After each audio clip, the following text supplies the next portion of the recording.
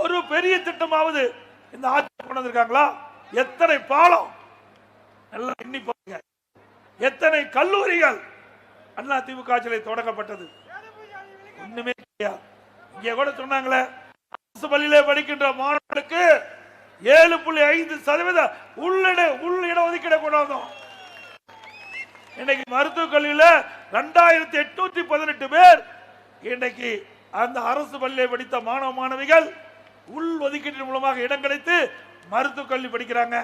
மருத்துவக் கல்வியில் படிக்கின்ற மாணவர்களுக்கு ₹1 செலவு இல்லாம அனைத்து மருத்துவ கல்வி கட்டணத்தையும் அரசாங்கமே ஏத்துக்கணும் உத்தரவு போட்ட ஒரே அரசாங்கம்.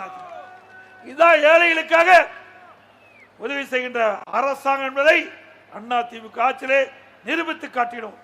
ஒரு மனிதருக்கு நல்ல குடிநீர் வேணும், நல்ல சாலை வசதி வேணும், இருப்பிடம் வேணும், நல்ல மருத்துவ வசதி வேணும், நல்ல கல்வி வேணும், விலைவாசி குறைந்து கிடைக்க வேணும், தடையெல்லாம் மின்சாரம் கொடுக்கணும். எல்லாம் செய்த ஒரே அரசாங்கம் அண்ணா திமுக அரசாங்கம்.